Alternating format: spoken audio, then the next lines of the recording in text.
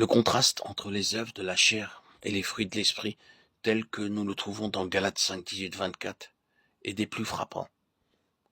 La chair agit, besogne sans cesse pour porter ses fruits impurs, réaliser ses manifestations répugnantes.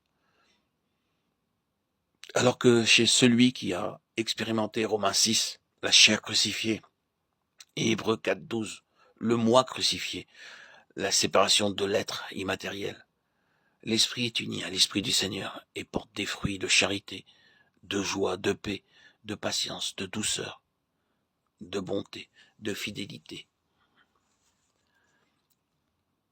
de bénignité, de tempérance. Manifestation spontanée de vie divine par l'âme. Le mot grec traduit tempérance et grateia implique la maîtrise de soi. La continence, chose qui est énumérée avec les fruits de l'esprit. Nous voyons par là que Dieu se sert de l'âme comme moyen de contrôle. Il est donc évident que la personnalité, le moi, ne sont pas supprimés, détruits, mais anoblis. C'est par l'âme que se manifeste l'amour, la joie, la paix, mais ces fruits procèdent du Saint-Esprit et résultent de son action. Bien des passages des Écritures montrent ce que deviennent les facultés de l'âme lorsqu'elles sont animées par le Saint-Esprit. C'est ainsi qu'il est question de la ferveur d'esprit, Romains 12, 11, des décisions d'esprit, Actes 19, 21, de l'esprit de foi, 2 Corinthiens 4, 13, de la charité dans l'esprit, Colossiens 1, 8.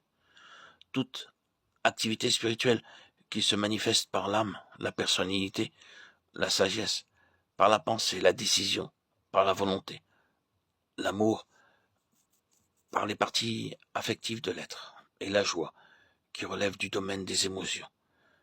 Mais en dernière analyse, toutes ces choses ont leur source dans les profondeurs éternelles de l'esprit.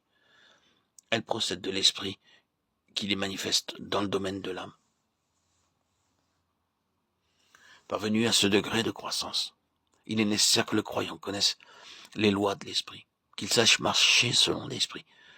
C'est là pour lui une question capitale.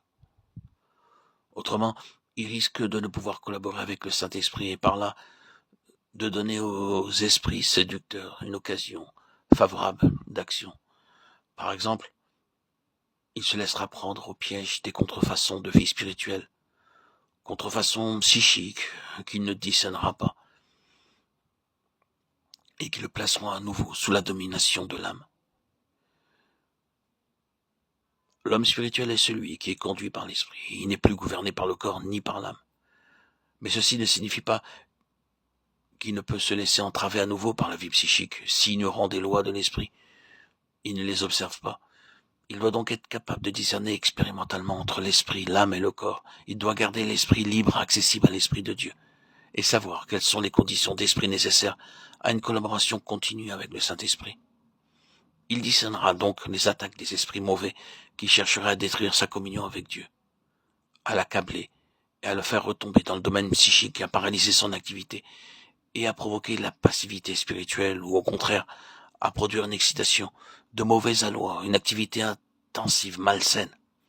Tout ceci dans le but de le rendre inutile pour le service de Dieu et ainsi de briser sa résistance dans la lutte contre la puissance des ténèbres.